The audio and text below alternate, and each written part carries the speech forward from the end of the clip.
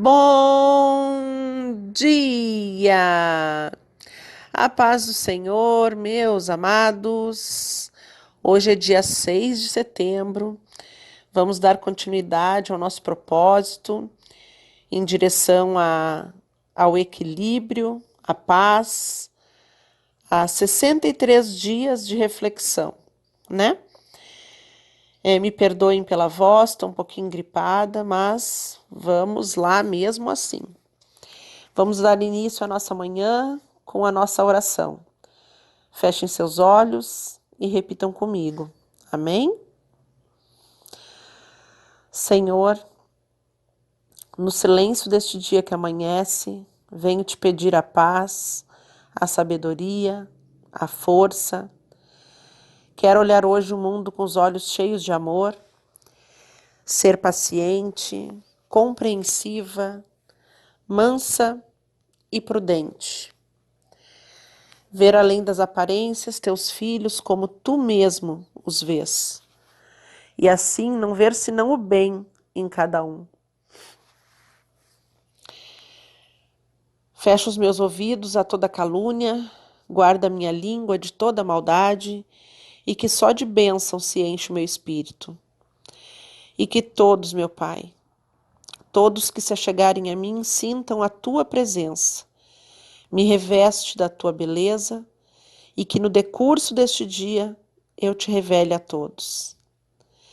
Senhor, meu Deus e meu Pai, o Senhor é Deus de impossível, Deus de milagres, Deus de restauração. O Senhor pode todas as coisas. Tu podes, Pai, me conceder a graça que eu tanto almejo. Então cria, Senhor, as possibilidades para a realização dos meus desejos, em nome de Jesus. Amém.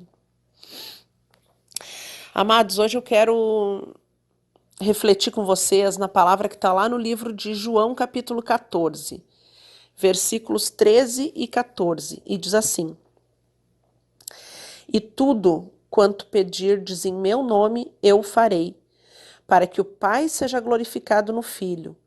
Se pedirdes alguma coisa em meu nome, eu o farei.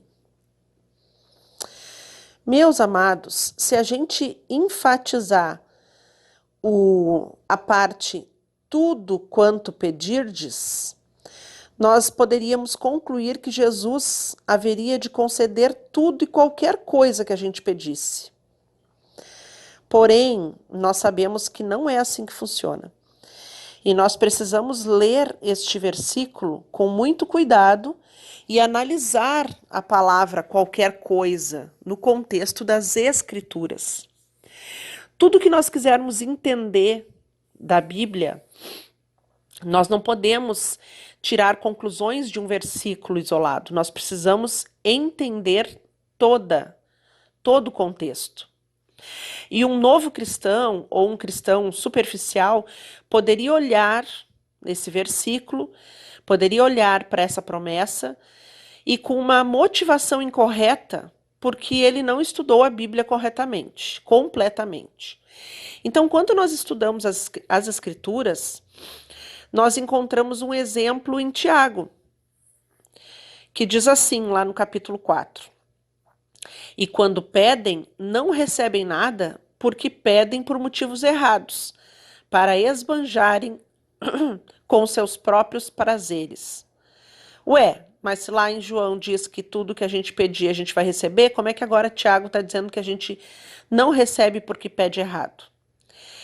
Então, amados, muitos cristãos também pensam que porque a gente acaba a oração com em nome de Jesus, que é possível adquirir uma capacidade de alguma forma de controlar, né, esse processo pelo qual as coisas acontecem. Ou através do em nome de Jesus a pessoa toma posse daquela promessa como se Deus tivesse a obrigação de fazer. Mas nós precisamos entender que orar em nome de Jesus significa que nós aceitamos o que Deus quer para nossas vidas. Nós aceitamos o processo pelo qual o Pai realiza as coisas, e não nós. Orar em nome do Filho de Deus é sinal de rendição, de submissão à sua vontade e à sua autoridade. Jesus nos deixou um modelo de oração e nela diz assim: seja feita a tua vontade, assim na terra como no céu. Mateus capítulo 6. Então, qual é a verdadeira interpretação desse versículo? Bom, amados,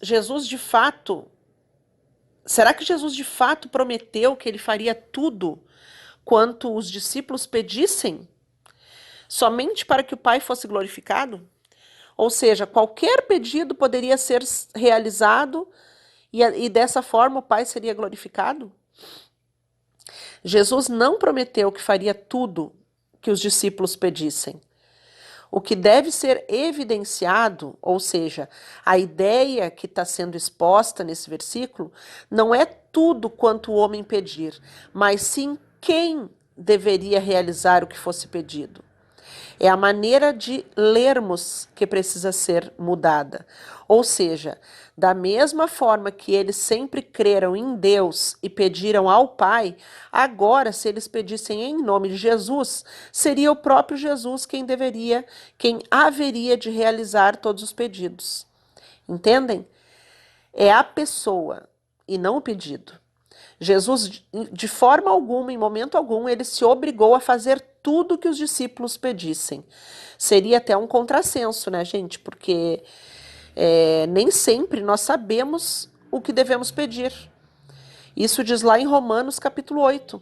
E da mesma maneira, também o Espírito ajuda as nossas fraquezas, porque não sabemos o que havemos de pedir como convém, mas o mesmo Espírito intercede por nós com gemidos inexprimíveis.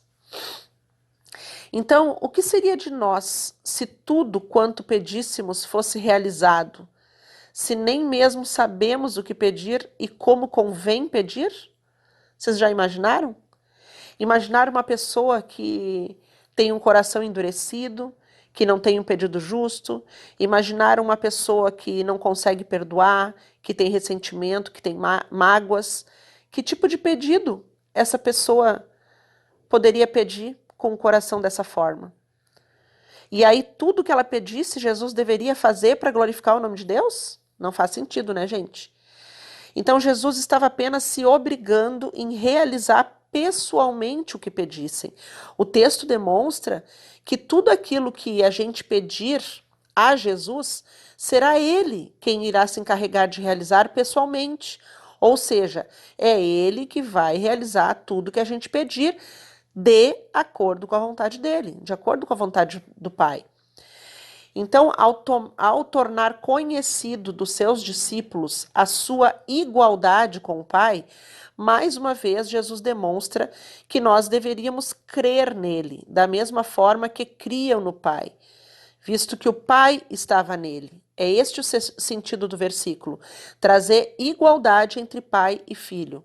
O contexto do capítulo demonstra de maneira bem clara que a ideia a ser evidenciado é a crença em Cristo, é a fé, da mesma forma que se deveria crer em Deus. Como eles criam que Deus faz e fez todas as coisas, da mesma forma, eles deveriam crer que Cristo também fez e faz todas as coisas. E desta maneira, é válido o complemento na colocação de Jesus, para que o Pai seja glorificado no Filho. Ou seja, pedir para o Pai ou pedir para o Filho é a mesma coisa. Tanto o Filho quanto o Pai atenderiam. E é isso que o texto demonstra.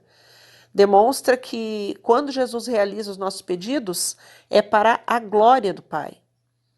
Mas isso não significa que tudo que pedirmos será realizado para glorificar o Pai. Mas o que Jesus atender será para glorificar o Pai. Parece confuso, né, gente? Mas não é. Não são os nossos pedidos que glorificam a Deus. Antes, a glória de Deus está em Cristo realizar todas as coisas. Capítulo 16 do livro de João diz assim: até agora nada pedistes em meu nome. Pedi e recebereis para que o vosso gozo se cumpra. um pedido egoísta.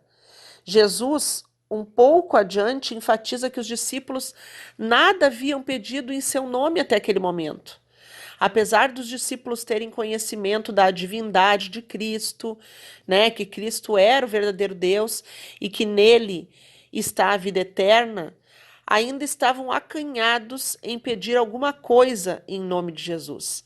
Eles ainda estavam focados na aparência de Cristo e se esqueciam de ver que aquele homem, apesar da aparência de fraqueza, foi ele quem fez o mundo. Ele era o próprio Deus. Se eles ainda não haviam pedido nada, Jesus demonstra que tudo o que pedissem em seu nome, crendo, haveriam de receber. Então, quais e como serão os nossos pedidos? Nós devemos ter em mente que quando nós pedimos alguma coisa a Deus, nós não temos garantia de que seremos atendidos. Tem muitas pessoas que pregam a obrigatoriedade de Deus atender. Eu vou trazer isso, vou dar um exemplo aqui para vocês, trazendo isso para a questão do casamento, né? Já que o nosso canal trata de restauração de casamento. Tem muitas pessoas que pregam assim, ó, que se a pessoa está na primeira aliança, se ela foi casada em cartório, se foi tudo certinho, tem ali o carimbo do cartório, é primeira aliança, então Deus tem obrigação de restaurar. Bom, meus amados, no meu entendimento, eu acho isso muita hipocrisia. Por quê? Porque isso é querer saber o que se passa na mente de Deus. Isso é querer saber como Deus trabalha. E a própria palavra fala que Deus usa as coisas loucas para confundir as sábias. Então, de maneira alguma, nós devemos tratar Deus como nosso servo, dele ter obrigação de fazer algo na nossa vida. É nós que temos obrigação com ele, de servi-lo, de segui-lo, né? Então, quando nós temos um pedido, nós precisamos ter em mente que nós não temos garantia e nem Deus tem obrigação de realizar a nossa vontade, se isso não estiver dentro da vontade dele. Por isso é muito importante a intimidade, o relacionamento com Deus.